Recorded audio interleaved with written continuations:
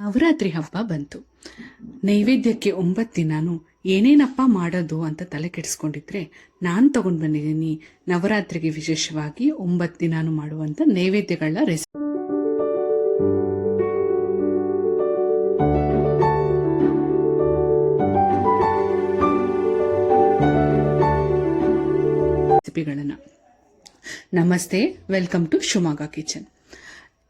ಸಕ್ಕರೆ ತಿಂದೇ ಇರೋರಿಗೆ, ಸಕ್ಕರೆನ ಜಾಸ್ತಿ ಬಳಸದೇ ಇರೋರಿಗೆ ಏನೇನಪ್ಪ ಸ್ವೀಟ್ ಮಾಡ್ಬೋದು ಅಂತ ಯೋಚನೆ ಮಾಡ್ತಾ ಇದ್ರೆ ಇಲ್ಲಿದೆ ಸಕ್ಕರೆನೇ ಬಳಸದೇ ಇರೋ, ಬೆಲ್ಲನೂ ಹಾಕದೇ ಇರೋ, ಎಡಿಷನ್ ಆಗಿ ಏನೂ ಸ್ವೀಟ್ನೇ ಯೂಸ್ ಮಾಡದೇ ಇರೋ ಅಂತ ಖರ್ಜೂರದ ಪಾಯಸ ಹೇಗೆ ಮಾಡೋದು ಅಂತ ನೋಡೋಣ. ಒಂದು ಪಾತ್ರೆಯಲ್ಲಿ ನೀರನ್ನು ಕುದಿಯಕ್ಕೆ ಇಟ್ಟಿದ್ದೀನಿ, ಖರ್ಜೂರ ನೆನೆಸೋಣ ಅಂತ ಹೇಳಿ. ಅದನ್ನ ನೀರು ಕುದಿಯೋದ್ರೊಳಗೆ ಕಾಯಿ ತುರ್ಕೋತಾ ಇದ್ದೀನಿ. ಒಂದು ಬಟ್ಲಲ್ಲಿ ಅಂದರೆ ಒಂದು 15 ಖರ್ಜೂರ ತಗೊಳ್ಬೇಕು. ಅದನ್ನು ಕುದ್ದಿರೋ ನೀರು ಹಾಕಿ ನೆನೆಸಿಡ್ಬೇಕು. ಅದು ನೆಂದ ನಂತರ ಅದೇ ಬಟ್ಲಲ್ಲಿ, ಯಾವ ಬಟ್ಲಲ್ಲಿ ತೊಗೊಂಡಿದ್ದೀರಾ ಅದೇ ಬಟ್ಲಲ್ಲಿ ಒಂದು ಅರ್ಧ ಕಪ್ಪಷ್ಟು ಕಾಯಿ ತುರಿನ ಸೇರಿಸ್ಕೊಳ್ಳೋಣ.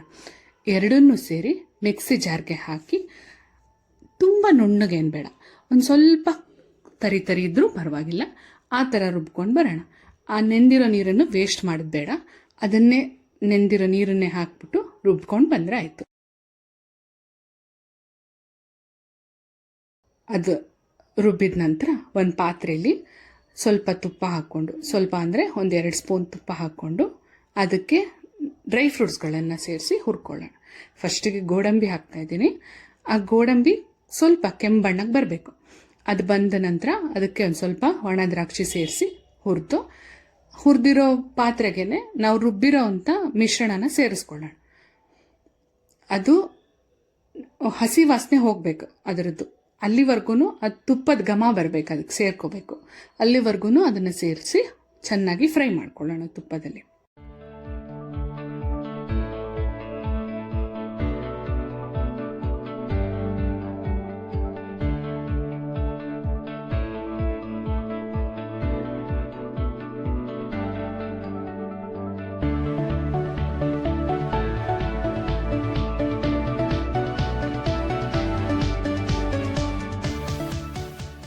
ನೋಡಿ ಹೇಗೆ ಫ್ರೈ ಆಗಿ ಸೈಡಿಂದ ತುಪ್ಪ ಎಲ್ಲ ಬಿಟ್ಕೊಳ್ತಾ ಬರ್ತಾ ಇದೆ.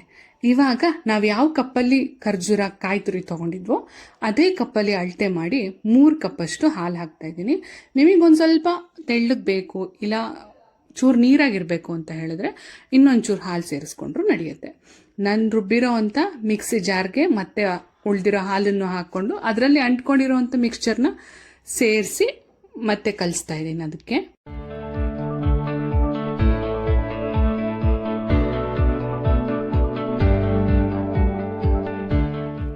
ನೋಡಿ ಈ ರೀತಿ ಕೈ ಆಡ್ಕೊಬೇಕು. ಫ್ಲೇಮ್ನ ನಾವು ಪೂರ್ತಿ ಪ್ರೋಸೆಸ್ ಮಾಡೋವರೆಗೂ ಅದು ಲೋ ಫ್ಲೇಮಲ್ಲೇ ಇರಲಿ. ತುಂಬ ದೊಡ್ಡ ಫ್ಲೇಮಲ್ಲಿ ಇಟ್ಟ ತಕ್ಷಣ ಅದು ಸೀದೋಗ್ಬಿಡುತ್ತೆ ಕೆಳಗಡೆಯಿಂದ. ಸೊ ಸಣ್ಣ ಫ್ಲೇಮಲ್ಲಿ ಇಟ್ಬಿಟ್ಟು ಚೂರ ನಿಧಾನ ಕೈ ಆಡಿಸ್ಕೊಂಡು ಬರೋಣ.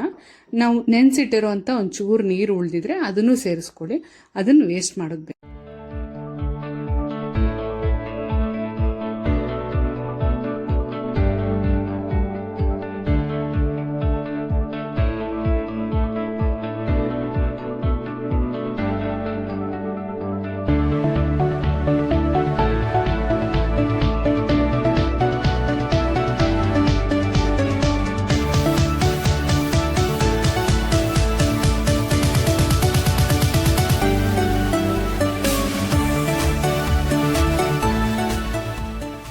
ನೋಡಿ ಸಣ್ಣಕ್ಕೆ ಕುದಿ ಬರೋಕ್ಕೆ ಶುರುವಾಗಿದೆ.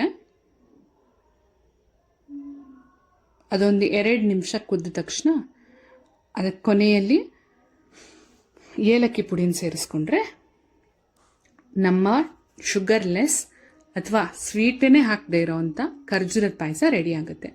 ಇದನ್ನು ಮಕ್ಕಳಿಗೆ ಸಹಿತ ಆರಾಮಾಗಿ ಯಾವುದೇ ಯೋಚನೆ ಇಲ್ಲದೆ ಕೊಡಬಹುದು, ಯಾಕಂದರೆ ನಾವು ಏನು ಶುಗರು ಅಥವಾ ಏನು ಎಡಿಷನಲ್ ಸ್ವೀಟ್ನ ಆ್ಯಡ್ ಮಾಡಿರಲ್ಲ. ನೋಡಿ, ನಾನು 2 ಚಿಟಿಕೆ ಏಲಕ್ಕಿ ಪುಡಿನ ಸೇರಿಸ್ಕೊಳ್ತಾ ಇದ್ದೀನಿ.